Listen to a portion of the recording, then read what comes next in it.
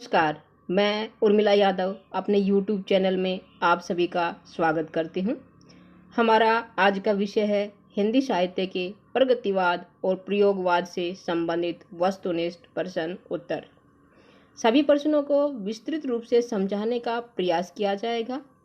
साथ ही तार सप्तक के कवियों को याद करने की आसान ट्रिक आपको इस वीडियो में बताई जाएगी।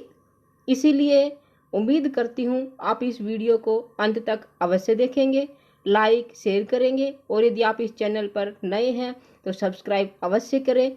हमारे आज के प्रश्न उत्तर शुरू होते हैं।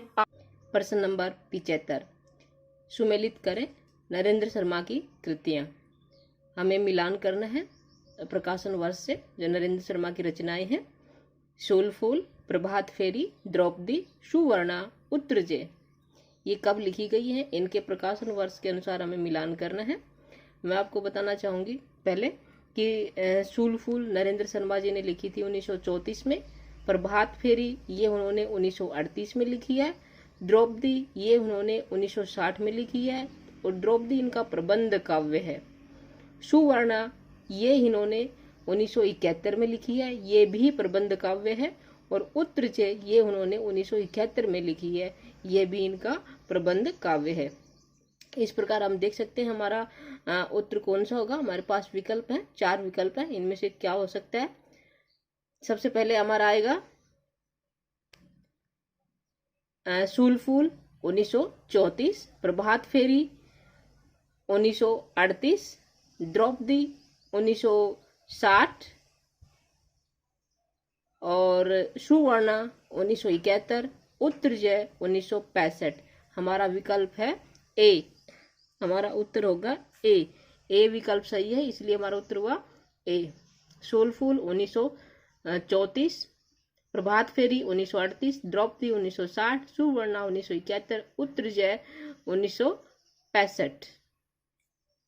अगला प्रश्न हमारा, एकांत संगीत कृति है नरेंद्र शर्मा, शिव मंगल सिंह सुमन, हरिवंश राय बच्चन, डॉक्टर राम कुमार वर्मा। एकांत संगीत जो रचना है वो हरिवंश राय बच्चन की है, ये इन्होंने 1939 में लिखी थी। हरिवंश राय बच्चन की कृति है एकांत संगीत जो 1939 में लिखी गई है। उत्तर है ग, हरिवंश राय बच्चन। अगला प्रश्न है, हरिवंश राय बच्चन की कृति नहीं है जाल समेटा, बुद्ध व नाच घर, आकुल अंतर, वर्षांत के बादल।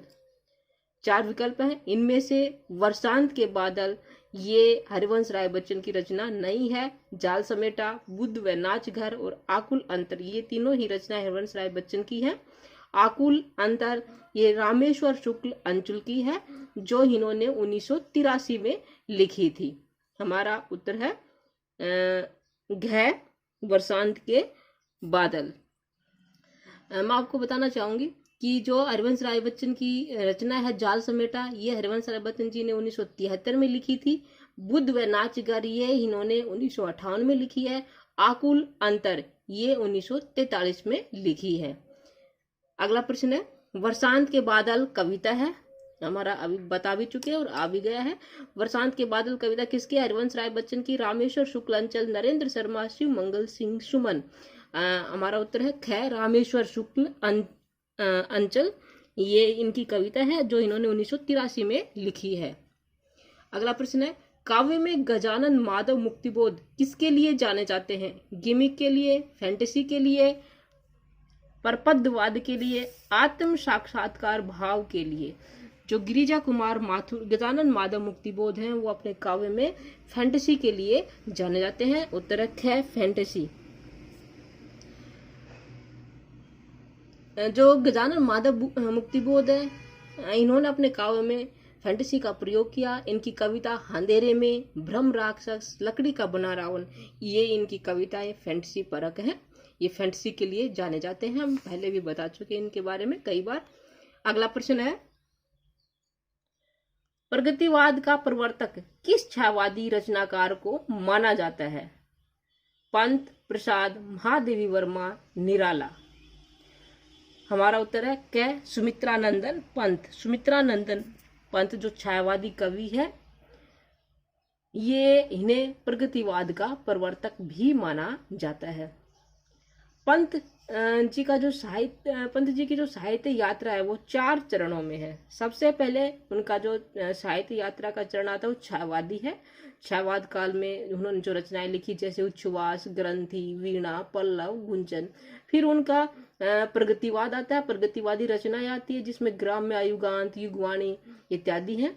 फिर आता है उनका अरविंद दर्शन जिसमें स्वर्ण किरण, स्वर्ण धुली प्रमुख है। फिर आता है अंतिम चरण उनका मानवतावादी, उन्हें मानवतावाद से संबंधित रचनाएं लिखी हैं जिसमें कला और बूढ़ा चांद है, अतिमा है, लोकायतन है, चिदम्बरा है, अभिषेकिता है। चिदम्बरा पर उन्हें ज्ञानपीठ पुरस्कार मिला 1968 में, और ये हिंदी साहित्य में ज्ञानपीठ पुरस्कार प्राप्त करने वाले प्रथम लेखक है जिन्हें चिदम्बरा पर ज्ञानपीठ पुरस्कार मिला था 1968 में। अगला प्रश्न है पृथ्वी कल्प रचना है मदन वात्स्यायन, विनय तोष, गिरिजा कुमार माथुर, मुक्तिबोध। जो पृथ्वी कल्प ये रचना है गिरिजा कुमार माथुर की। उत्तर है ग गिरिजा कुमार माथुर। गिरिजा कुमार माथुर ये तार सप्तक के कवि हैं जो आज्ञा जी ने चलाया था 1943 में। प्रथम तार सप्तक के ये कवि हैं। अगला है ताजी कविता किसका प्रतिनिधित्व करती है? अस्तित्ववाद, क्षणवाद, जीवंतवाद, व्यवहारवाद। जो ताजी कविता है वह क्षणवाद का प्रतिनिधित्व करती है। उत्तर है क्षणवाद। अगला प्रश्न है फैंटेसी का सामान्य अर्थ क्या है? यथार्थता, मिथ्या कल्पना, स्वच्छंदता। फैंटेसी का सामान्य अर्थ है मिथ्या कल्पना। उत्तर है मिथ्या कल्पना। अगला प्रश्न है मुक्तिबोध की फैंटेसी परक कविता है अंधेरे में, भ्रम राक्षस, क और ख दोनों, केवल क। उत्तर कौन सा होगा आप बता सकते हैं? पहले बता चुके हैं। अंधेरे में भी और भ्रम राक्षस ये दोनों मुक्तिबोध की रचना है और दोनों ही फैंटेसी परक है। इनकी एक और कृति है लकड़ी का बना रावण, वो भी फैंटेसी परक है। हमारा उत्तर होगा इसका क और ख दोनों। अंधेरे में और भ्रम राक्षस दोनों ही कविता इनकी फैंटेसी परक है। अगला प्रश्न है गिरिजा कुमार माथुर को किस कृति पर साहित्य अकादमी पुरस्कार मिला? मैं वक्त के हूँ सामने, शिला पंख चमकीले, पृथ्वी कल्प, धूप के धान। गिरिजा कुमार माथुर को उनकी कृति मैं वक्त के हूँ सामने पर साहित्य अकादमी पुरस्कार मिला था। उत्तर है क्या? मैं वक्त के हूँ सामने। इस पर इन्हें साहित्य अकादमी पुरस्कार मिला था। अगला प्रश्न है छवि के बंधन काव्य संग्रह है गिरिजा कुमार माथुर, भवानी प्रसाद मिश्र, भारत भूषण अग्रवाल, मुक्तिबोध। छवि के बंधन काव्य संग्रह भारत भूषण अग्रवाल का है। उत्तर है ग भारत भूषण अग्रवाल। छवि के बंधन ये अग्रवाल जी का प्रथम काव्य संग्रह है जो इन्होंने 1941 में लिखा था। और भारत भूषण अग्रवाल इनका जन्म 3 अगस्त 1919 को हुआ था और 23 जून 1975 को इनकी मृत्यु हुई थी। ये तार सप्तक के कवि हैं। अगला प्रश्न है गिरिजा कुमार माथुर की रचनाओं को सुमेलित करें। गिरिजा कुमार माथुर की रचनाएं दे रखी हैं, उनका प्रकाशन वर्ष के अनुसार हमें सुमेलित करना है। शिलापंख चमकीले, मंजीर, धूप के दान, नाश और निर्माण। ये कब लिखी है कवि ने? हमें इनका प्रकाशन वर्ष बताना है। देखते हैं क्या है इनका प्रकाशन वर्ष। शिलापंख चमकीले गिरिजा कुमार माथुर जी ने लिखी है 1961 में। मंजीर ये इन्होंने लिखी है 1941 में। धूप के धान 1955 में। नाश और निर्माण 1946 में लिखी है। इस प्रकार हमारा विकल्प कौन सा होगा देख सकते हैं। हमारा विकल्प होगा सी, शिलापंख चमकीले 1961, मंजीर 1941, धूप के धान 1955, नाश और निर्माण ये 1946। हमारा विकल्प है सी। 4, 2, 1, 3। अगला प्रश्न है हजार भावों वाली रचना है नागार्जुन, नरेश मेहता, धर्मवीर भारती, केदारनाथ अग्रवाल। हजार भावों वाली रचना है वो नागार्जुन जी की है। उत्तर है क नागार्जुन। अगला प्रश्न है आकाशवाणी में कार्यरत कवि था धूमिल, नागार्जुन, गिरिजा कुमार माथुर, नरेश मेहता।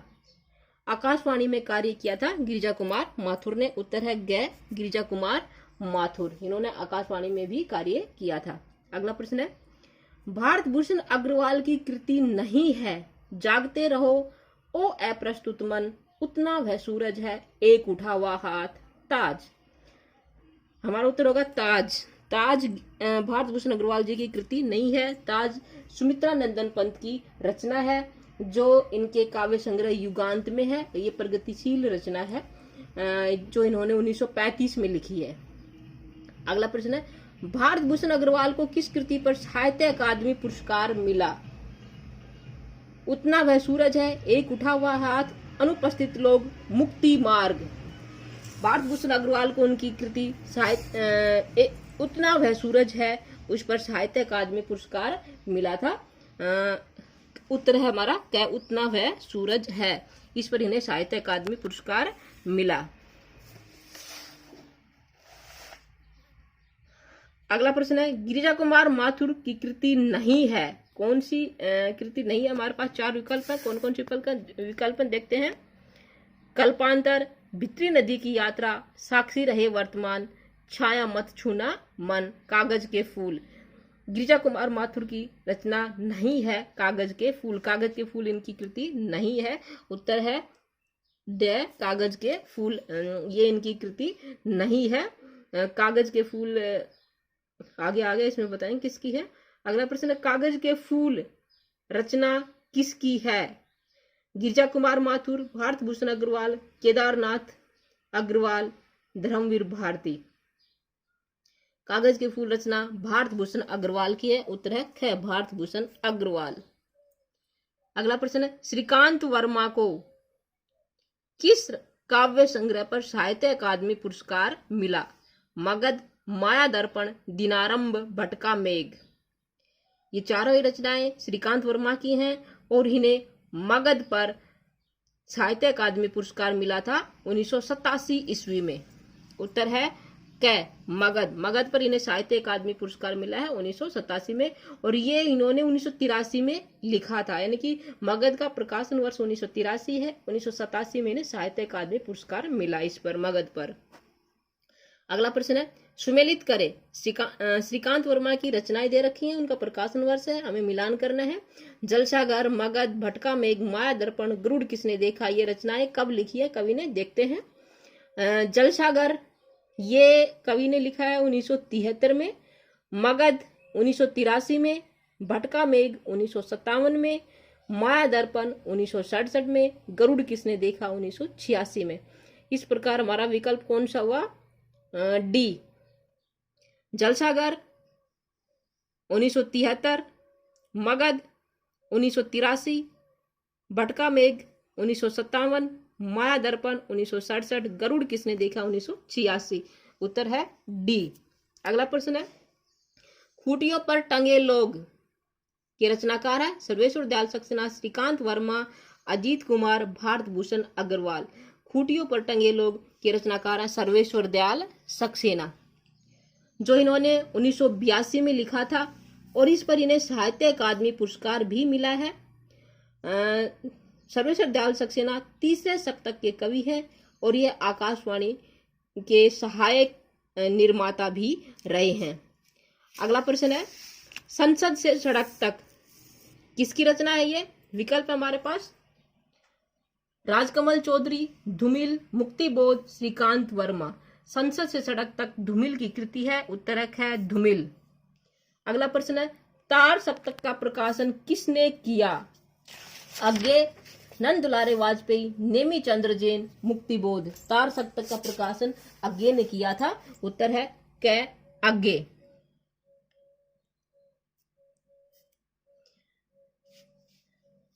तार सप्तक का प्रकाशन कब हुआ? 1943, 1951, 1959, 1979। तार सप्तक का प्रथम तार सप्तक का प्रकाशन यानी कि तार सप्तक का प्रकाशन 1943 में हुआ था। उत्तर है क्या? 1943।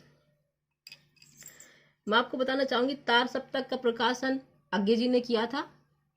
इसमें 7 कवि हुए हैं, 4 सप्तक हुए हैं। प्रथम तार सप्तक 1943 में हुआ, दूसरा 1951 में, तीसरा 1959 में और चौथा 1979 में प्रकाशित हुआ था तार सप्तक। जो प्रथम तार सप्तक है उसमें 7 कवि हैं। कौन कौन से कवि हैं उनको याद करने की हम ट्रिक बताते हैं। आप उस ट्रिक के जरिए तार सप्तक के प्रथम तार सप्तक के कवियों की याद कर सकते हैं। कौन क्या ट्रिक है? नेगा प्रभा अगीरा, नेगा प्रभा अगीरा। ने से है नेमी चंद्र जैन, गा से गजानन माधव मुक्तिबोध, प्र से प्रभाकर माचवे, भा से भारत भूषण अग्रवाल, ऐसे अज्ञे, गी से गिरिजा कुमार माथुर, रा से रामविलास शर्मा। ये प्रथम तार सप्तक के कवि हैं। नेमीचंद्र जैन, गजानन माधव मुक्तिबोध, प्रभाकर माचवे, भारत भूषण अग्रवाल, अज्ञे, गिरिजा कुमार माथुर, रामविलास शर्मा। अपने का प्रभा अगीरा, इस ट्रिक के जरिए इन 7 कवियों को याद कर सकते हैं। और ये एग्जाम में बहुत बार आता है कि कौन सा कवि प्रथम तार सप्तक का है, दूसरे तार सप्तक है, तीसरे तार सप्तक का है। इस ट्रिक के जरिए आप इन कवियों को याद कर सकते हैं। जो 1943 में शुरू हुआ था प्रथम तार सप्तक। दूसरे तार सप्तक के कवियों की ट्रिक भी बता देते हैं, क्या है देखते हैं। दूसरे तार सप्तक के कवि हैं टू शय हरन भधर्म। एक शय से शकुंतला माथुर, दूसरे शय से शमशेर बहादुर सिंह, है से हरि नारायण व्यास, रे से रघुवीर साय, न से नरेश मेहता, भय से भवानी प्रसाद मिश्र और धर्म से धर्मवीर भारती। ये दूसरे तार सप्तक के 7 कवि हैं। शकुंतला माथुर, शमशेर बहादुर सिंह, हरि नारायण व्यास, रघुवीर सहाय, नरेश मेहता, भवानी प्रसाद मिश्र, धर्मवीर भारती। टू शय हरन भधर्म, इस ट्रिक के जरिए आप एक दूसरे तार सप्तक के कवियों को याद कर सकते हैं। कौन सी ट्रिक है? टू शय हरन भधर्म, जो 1951 में प्रकाशित हुआ था, दूसरा तार सप्तक। अब हम आते हैं प्रश्न नंबर 101 पर। निम्न में से तार सप्तक का कवि नहीं है। अज्ञे, आप ट्रिक के जरिए याद कर सकते हैं कौन सा नहीं है। अज्ञे, गिरिजा कुमार माथुर, प्रभाकर माचवे, शकुंतला माथुर। अब हमारा उत्तर होगा शकुंतला माथुर, जो दूसरे तार सप्तक की कवि है, जो हमने ट्रिक के जरिए याद किया था। अगला प्रश्न है, दिनकर की रचना रश्मि रथी का कथानक है। दिनकर की कृति है रश्मि रथी, इसका कथानक क्या है? रामायण कालीन है, महाभारत कालीन, सतयुग कालीन या समकालीन है? दिनकर की जो रचना है रश्मि रथी, इसका कथानक महाभारत कालीन है। उत्तर है महाभारत कालीन। अगला प्रश्न है, अज्ञे की रचनाओं को सुमेलित करें। भग्नदूत, बावरा हेरी, इंद्रधनुष रोंदे हुए, सागर मुद्रा, पूर्वा। ये अज्ञे की कृतियां हैं। ये इन्होंने कब कब लिखी है इसके बारे में बताना है। भग्नदूत ये इन्होंने लिखी है 1933 में। बावरा हायरी ये इन्होंने लिखी है 1954 में। इंद्रधनुष रोंदे हुए ये 1957 में लिखी है। सागर मुद्रा ये 1970 में लिखी है। पूर्वा ये उन्होंने 1965 में लिखी है। इस प्रकार हमारा विकल्प कौन सा होगा देखते हैं। भग्नदूत 1933, बावरा हायरी 1954, इंद्रधनुष रोंदे हुए 1957, सागर मुद्रा 1970, पूर्वा 1965। इस प्रकार हमारा विकल्प हुआ डी। हमारा उत्तर है डी। 3, 5, 2, 1, 4। अगला प्रश्न है, शकुंतला माथुर किस सप्तक की कवित्री है? तार सप्तक, दूसरे तार सप्तक, तीसरे तार सप्तक, चौथे तार सप्तक। ट्रिक के जरिए आपने पढ़ा होगा कौन सा है, अनुमान लगा सकते हैं। शकुंतला माथुर दूसरे तार सप्तक की कवित्री है, जो प्रथम तार सप्तक के कवि गिरिजा कुमार माथुर की पत्नी है। अगला प्रश्न है, प्रयोगवाद के जनक हैं। कौन है प्रयोगवाद के जनक? विकल्प है हमारे पास अज्ञे, नंद दुलारे वाजपेयी, भारत भूषण अग्रवाल, रघुवीर साय। प्रयोगवाद के जनक हैं अज्ञे। उत्तर है क अज्ञे। अगला प्रश्न है, प्रयोगवाद शब्द का सर्वप्रथम प्रयोग करता है। अज्ञे, नंद दुलारे वाजपेयी, डॉक्टर नामवर सिंह, प्रभाकर माचवे। प्रयोगवाद शब्द का सर्वप्रथम प्रयोग करता है नंद दुलारे वाजपेयी। उत्तर है ख। अगला प्रश्न है, अज्ञे को 1964 में किस कृति पर साहित्य अकादमी पुरस्कार मिला? आंगन के पार द्वार, रूपांबरा, असाध्य वीणा, अरियो करुणा प्रभामय। किस कृति पर इन्हें पुरस्कार मिला था साहित्य अकादमी? उत्तर है इसका क आंगन के पार द्वार। आंगन के पार द्वार जो 1964 में साहित्य अकादमी पुरस्कार मिला इस कृति पर। और ये आंगन के पार द्वार ये इन्होंने लिखी थी 1961 में। 1961 में इसका प्रकाशन हुआ। 1964 में इस पर इन्हें साहित्य अकादमी पुरस्कार मिला था। ये दीप अकेला कविता है नागार्जुन, धर्मवीर भारती, गिरिजा कुमार माथुर, अज्ञे। ये दीप अकेला ये कविता अज्ञे की है। उत्तर है घ अज्ञे। अगला प्रश्न है किस कवि का कोई भी काव्य संग्रह उनके जीवन काल में प्रकाशित नहीं हुआ। इस प्रश्न को मैं पीछे जो वीडियो हम डाल चुके हैं उसमें कई बार बता चुकी हूँ। आप देखा होगा तो आप अनुमान लगा सकते हैं कौन सा इसका उत्तर होगा। धर्मवीर भारती, अज्ञेय, भवानी प्रसाद मिश्र, गिरिजा कुमार माथुर। हमारा इसका उत्तर है गिरिजा कुमार माथुर। गिरिजा कुमार माथुर का कोई भी काव्य संग्रह उनके जीवन काल में प्रकाशित नहीं हुआ। अज्ञेय को किस रचना पर ज्ञानपीठ पुरस्कार मिला। कितनी नाव में कितनी बार, आंगन के पार द्वार, सागर मुद्रा, आत्मेन पद। अज्ञेय को कितनी नावों में कितनी बार इस कृति पर ज्ञानपीठ पुरस्कार मिला था। हिंदी साहित्य का सर्वोच्च पुरस्कार है ये। और कितनी नावों में कितनी बार इस रचना पर उन्हें ये ज्ञानपीठ पुरस्कार 1978 में मिला था। 1978 में। अगला प्रश्न है चीनी आक्रमण जो 1962 में हुआ था के समय दिनकर ने कौन सी कृति लिखी। कुरुक्षेत्र, परशुराम की प्रतीक्षा, उर्वशी, हुंकार। चीनी आक्रमण पर परशुराम की प्रतीक्षा कविता लिखी है, कृति लिखी है इसने रामधारी सिंह दिनकर ने। उत्तर है परशुराम की प्रतीक्षा जो इन्होंने 1963 में लिखी थी। 1962 में चीन आक्रमण हुआ था और 1963 में इन्होंने परशुराम की प्रतीक्षा रचना लिखी थी। अगला है पंत की प्रगतिवादी कविता है परिवर्तन, नौका विहार, ताज, बापू। ये है परिवर्तन भी इनकी प्रगतिवादी है और जो ताज कविता ये इनकी प्रगतिशील है। इसका उत्तर है ग ताज। ये प्रगतिशील रचना है इनकी जो इन्होंने 1935 में लिखी थी और युगांत काव्य संग्रह में ये संकलित है। वासुदेव सिंह किस कवि का वास्तविक नाम था। निराला, बच्चन, पंत, त्रिलोचन। वासुदेव सिंह त्रिलोचन का वास्तविक नाम है। उत्तर है घ त्रिलोचन। अगला प्रश्न है मार्क्सवाद की प्रमुख मान्यताएं हैं। मूल्यवर्दी का सिद्धांत, शोषण का विरोध, द्वंद्वात्मक भौतिक विकासवाद, ये सभी। हमारा उत्तर है ये सभी। उत्तर है घ ये सभी। मार्क्सवाद की जो मान्यताएं हैं मूल्यवर्दी का सिद्धांत भी है, शोषण का विरोध करना भी है, द्वंद्वात्मक भौतिक विकासवाद भी है। मार्क्सवाद की जो विशेषताएं इसकी मान्यताएं हैं। अगला प्रश्न है अस्तित्ववाद के प्रवर्तक हैं जयापाल, सार्त्र, हेडेगर, शान किरकेगार्ड, अल्बर्ट कामू। अस्तित्ववाद के प्रवर्तक है शान किरकेगार्ड। उत्तर है ग शान किरकेगार्ड। अगला प्रश्न है किरकेगार्ड का संबंध किस देश से था। Germany, Denmark, Belgium, France. उत्तर है ख डेनमार्क। शान किरकेगार्ड डेनमार्क के थे। उत्तर है ख डेनमार्क। अगला प्रश्न है मार्क्सवादी विचारधारा के फलस्वरूप प्रगतिवादी काव्य में क्या है। प्रगतिवादी काव्य में शोषित वर्ग के प्रति सहानुभूति है, पूंजीपति वर्ग के प्रति घृणा का भाव है, धर्म और ईश्वर का विरोध है, ये सभी।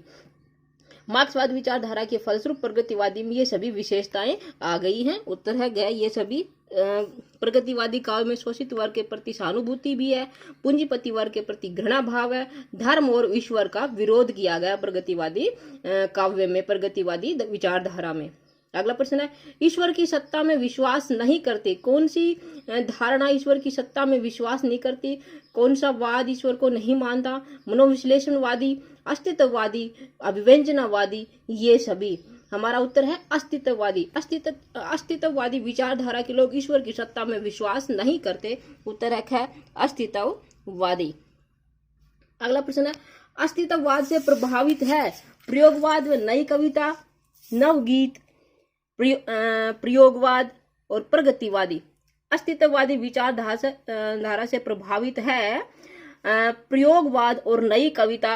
अस्तित्ववादी विचारधारा से प्रभावित है। उत्तर है क प्रयोगवाद और नई कविता। अगला प्रश्न है आगे को ज्ञानपीठ पुरस्कार कब मिला। 1968 में, 1978 में, 1982 में, 2006 में। आगे को ज्ञानपीठ पुरस्कार मिला 1978 में। 1978 में मिला था इन्हें ज्ञानपीठ पुरस्कार। और इनकी जो कृति है कितनी नावों में कितनी बार पर इन्हें ज्ञानपीठ पुरस्कार मिला था। अगला प्रश्न है प्रगतिवादी कवि नहीं है? निराला, नागार्जुन, प्रसाद, पंत। इनमें से जो जयशंकर प्रसाद है ये प्रगतिवादी कवि नहीं है, ये छायावाद के कवि हैं। पंत, निराला और नागार्जुन ये प्रगतिवादी कवि हैं। सुमित्रा नंदन पंत और सूर्यकांत त्रिपाठी निराला ये छायावाद के प्रमुख स्तंभ भी है और इनके काव्य में प्रगतिवादी विचारधारा भी है। अगला प्रश्न है, गा कोकिल वर्षा पावक कण नष्ट भ्रष्ट हो पूर्ण पुरातन, ये पंक्तियां किस वाद से संबंधित है? प्रयोगवाद, छायावाद, नवगीत, प्रगतिवाद। ये कवि जो पंक्तियां हैं प्रगतिवाद से संबंधित है। और गा कोकिल वर्षा पावक गण नष्ट भ्रष्ट हो पूर्ण पुरातन, जो ये पंक्तियां हैं सुमित्रा नंदन पंत की हैं और उनकी कविता पल्लविनी से ली गई हैं। अगला प्रश्न है, हिंदी के मनोविश्लेषणवादी साहित्य पर किसका प्रभाव पड़ा? फ्रायड, एडलर, युंग, ये सभी। हिंदी के मनोविश्लेषणवादी साहित्य पर इन सभी का प्रभाव पड़ा था। उत्तर है क्या? ये सभी। एडलर का प्रभाव भी पड़ा है, फ्रायड का भी और युंग का भी। अगला प्रश्न है, फ्रायड ने मानव मन के कितने भाग स्वीकार किए? 2, 3, 4, 6। फ्रायड ने मानव मन के 3 भाग स्वीकार किए हैं। एक है चेतन, दूसरा अचेतन और तीसरा अर्धचेतन। चेतन, अचेतन और अर्धचेतन, ये 3 अवस्थाएं मानव मन की स्वीकार की है फ्रायड ने। अगला प्रश्न है, अकाल में सारस किस विद्या की कृति है? उपन्यास, आलोचना, कविता, कहानी। अकाल में सारस ये केदारनाथ सिंह की कविता है। है ये। केदारनाथ सिंह 3रे शतक के कवि हैं और 7 जुलाई 1934 में इनका जन्म हुआ था।